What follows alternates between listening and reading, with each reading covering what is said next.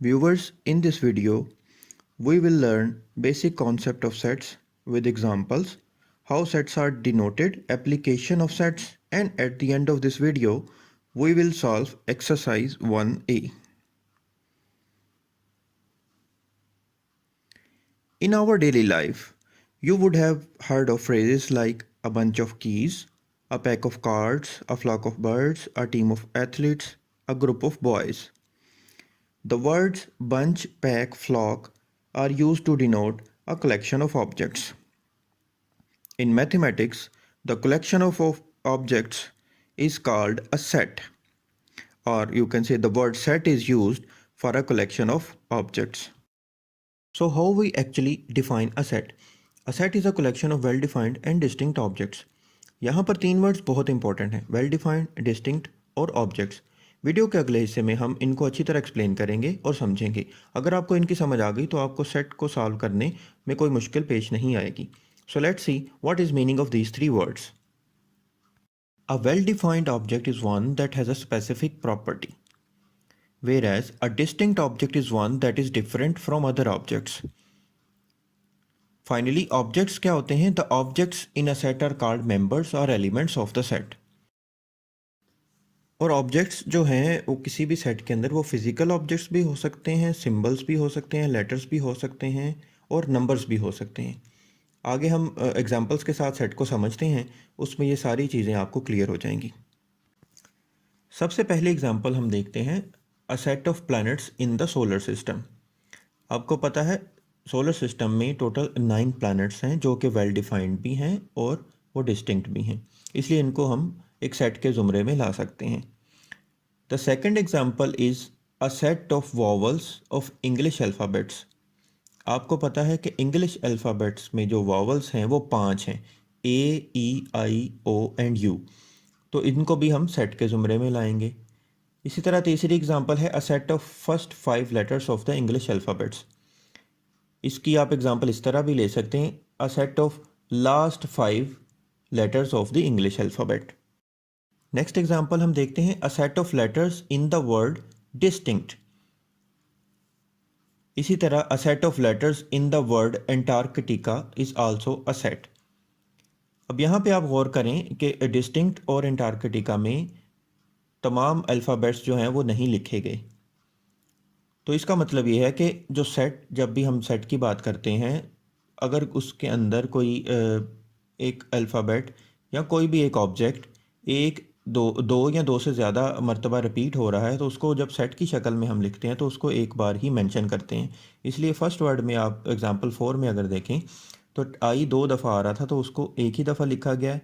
इसी तरह fifth example में अगर आप देखें तो ए 3 दफ़ा आ रहा है, उसको एक दफ़ा लिखा है। और इसी तरह टी 2 दफ़ा आ रहा है तो उसको टी को एक दफ़ा लिखा है। आगे कुछ हम मज़ीद एग्जांपल्स देखते हैं। एग्जांपल 6 है अ ग्रुप ऑफ इंटरेस्टिंग बुक्स। अब देखें इसको आप सेट के ज़ुमरे में लाएंगे या नहीं। ये सेट के ज़ुमरे में नहीं लाया जा सकता क्योंकि interesting books is a relative term.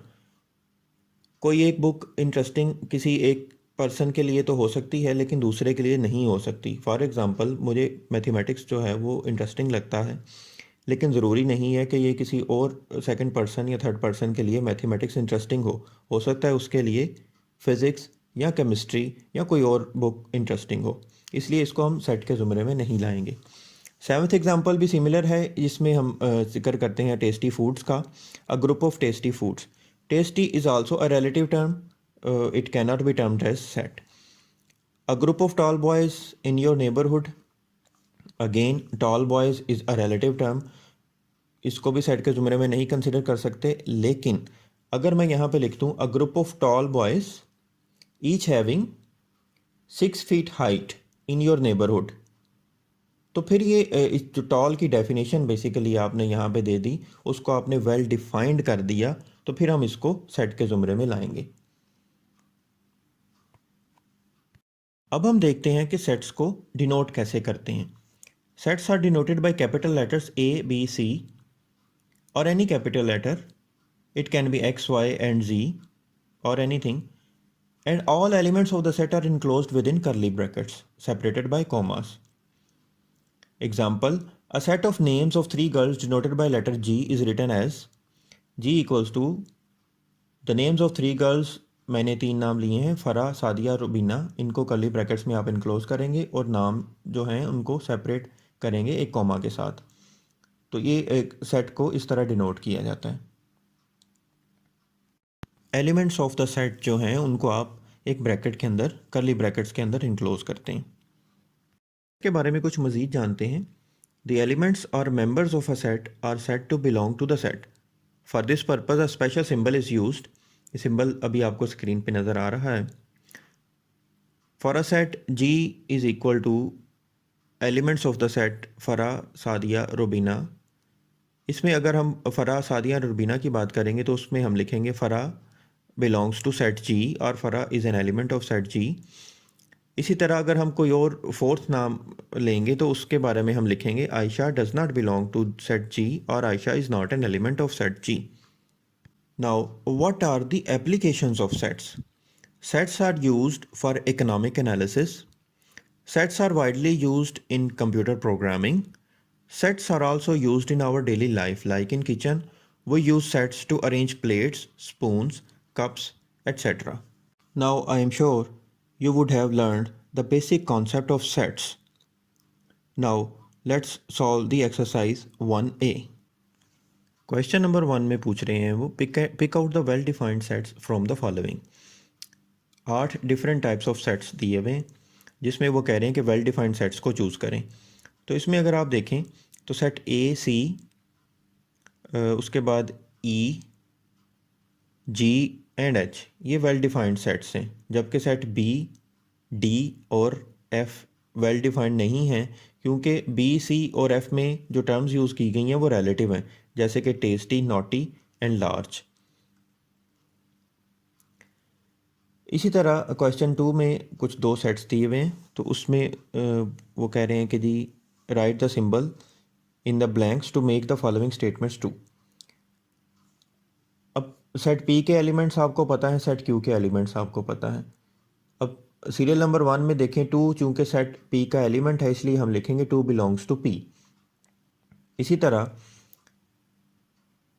5 set P का एलिमेंट नहीं है इसलिए हम लिखेंगे 5 does not belongs to P.